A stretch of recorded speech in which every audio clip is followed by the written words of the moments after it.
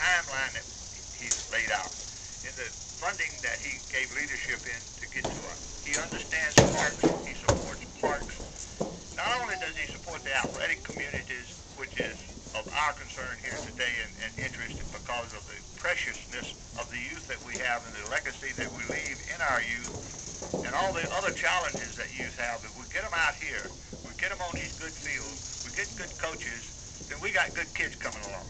But he also understands that we need good trails, that we need good open space, that we need a cool environment. He's looking at it holistically as what the park should be doing in their mission, and we support that full, absolute commitment that the chairman of the Board of Supervisors, Gerry Connolly, gives us. Let's give him a welcome here.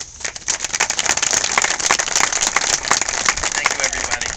Thank you, everybody. You know, this is a great occasion, and what we're about today, in some ways, are two things. One has to do with the environment.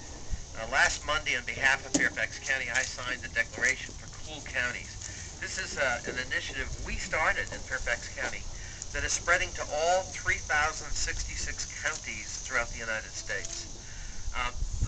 The heads of about a dozen or so major counties signed this declaration to kick it off, representing 25 million people. And that's something we started right here to try to reduce the carbon footprint, to try to make our communities more environmentally friendly, to try to make sure that we're doing our part with respect to greenhouse gas emissions. And I'm very proud of that. And our Park Authority is a key partner in all of that. You know, in terms of preserving open space, I've asked the Park Authority to preserve 10% of the total land mass of Fairfax County. And they've risen to that challenge. They're at 9.4% and counting. Still 9.4%? Come on, Tim, get moving. You've got time. The day's young.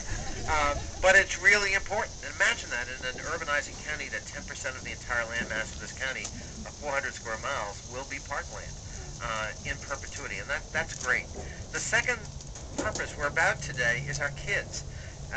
Making investments in our kids is the single most important investment we as a community can make. And one of the things I started when I became chairman 4 years ago was an anti-gang initiative to try to make sure our kids had opportunities so that they were productively engaged and frankly too busy to join a gang. Join a club, not a gang, was sort of the motto. And you know, that's working. And this synthetic turf field program is a key part of that, making sure that you know, the folks who put together our athletic programs have the space, have the opportunity for kids to play.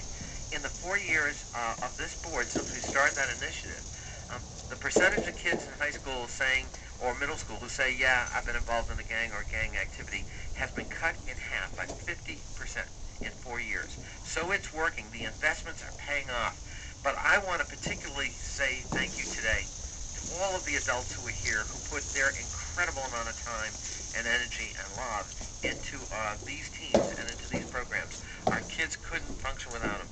So Mark and Gary and Roger and so many others, Jack, for the time you put into these programs, thank you from the bottom of my heart. It's making a difference in our community. God bless you all. Thank you, Jerry, for those supportive words, and we'll be talking some more about the 2008.